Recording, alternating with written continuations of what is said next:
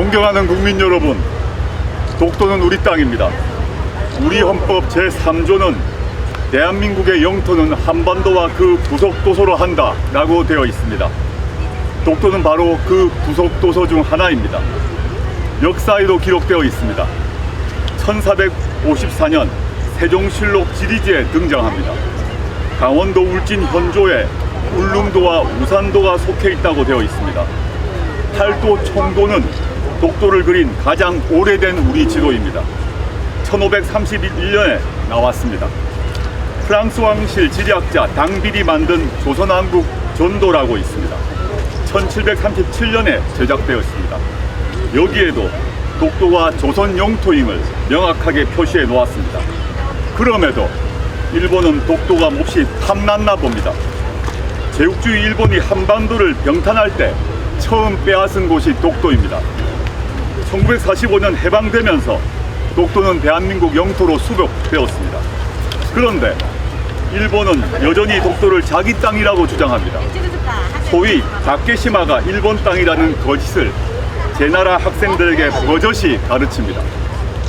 일본은 제국주의 식민지배를 그리워하는 것입니까?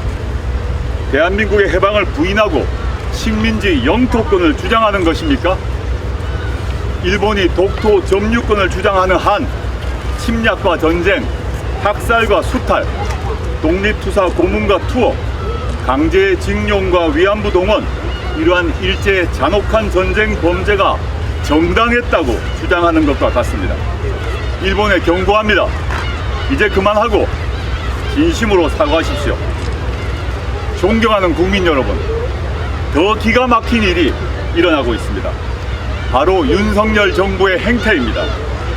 과거 박정희, 이명박, 박근혜 정부도 친일 정권이라는 비판을 받았지만 이 정도로 노골적이진 않았습니다. 굴종도 이런 굴종이 없습니다. 친일 정권을 넘어 종일, 숭일 정권입니다.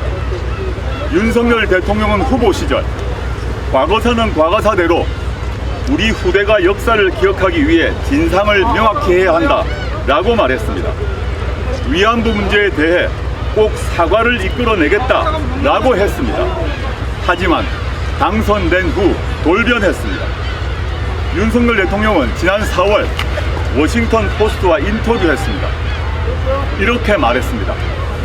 나는 100년 전에 일어난 일 때문에 뭔가 절대 불가능하다거나 그들이 100년 전 역사 때문에 무릎을 꿇어야 한다는 생각을 받아들일 수 없다. 지금 그대로 윤석열 대통령은 실천하고 있습니다.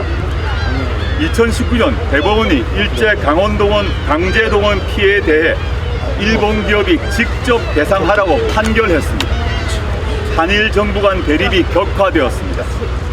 당시 일본 정부는 불화수소 등 수출을 금지하고 한국을 화이트리스트에서 제외하면서 한일 경제 전쟁을 도발했습니다.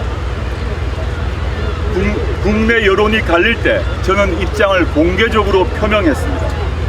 대통령 민정수석 비서관 자리를 그만둘 각오였습니다. 다행히 대법원 판결 수용이 관철되었습니다. 그런데 윤석열 정부 들어 제3자 변제라는 회개한 방식으로 바꿉니다. 잘못은 일본이 했는데 왜 한국 기업이 돈을 모아줍니까? 왜 그럴까요? 일본 정부가 원해서입니다. 일본의 후쿠시마 오염수 무단 방류에 한국 정부는 자기 일인 것처럼 방어해줍니다. 한일 군사정보보호협정, 즉 지소미아 복원, 독립군 홍범도 장군 흉상의 육사 퇴출 시도, 국방부 정신전력교육교재에 독도를 영토 분쟁 지역으로 설명, 국가안보전략문서에 독도 수호 의지 삭제, 외교부의 해외 공간 표시 지도에 독도 표기, 민방위 교육 영상에서 독도가 일본 영토로 표기된 지도 사용 등 일일이 헤아릴 수 없을 정도입니다. 불과 2년 안에 벌어진 일입니다. 그럴 때 윤석열 대통령은 그 흔하게 한다는 경로 한 번 하지 않았습니다. 100년 만에 일본을 넘어섰다는 자부심은 오간데 없습니다. 치욕스럽습니다. 불과 2년 만에 다시 일본 식민지가 된 것 같습니다. 윤석열 정부의 든든한 지원에 일본 정부는 자신감을 얻었나 봅니다. 선을 넘고 있습니다. 네이버로부터 라인 야후 경영권을 뺏으려 합니다. 일본 기업에 넘기라고 압박합니다. 라인이 어떤 기업입니까? 일본에서 메신저로 1위입니다. 대만과 태국, 인도네시아 등 동남아 시장에서도 국민 메신저가 되었습니다. 그 시장과 기술력, 데이터를 몽땅 빼앗기게 생겼습니다. 그런데도 윤석열 정권은 속수무책입니다. 무능력과 무책임의 극치입니다. 사태를 주도하던 일본 총무성 장관의 외고조부가 이토 히로부미입니다. 조선 침탈의 선봉장이었습니다. 2010년 일이 2024년에 또다시 반복되고 있습니다. 안중근 정신을 다시 되새기고 대한민국의 국익과 미래를 위해 결연히 맞서야 한다는 생각을 하게 됩니다. 윤석열 정부는 그간 입만 열면 외교를 통해 경제 영토를 확장하겠다고 자화자찬해왔습니다. 라인 사태를 보면 무엇을 확장했다는지 도무지 알 수가 없습니다. 오히려 정보 영토를 빼앗긴 것 아닙니까? 혹시라도 라인 경영권이 일본 기업으로 넘어가게 되면 디지털 갑진 국치로 불릴 것입니다.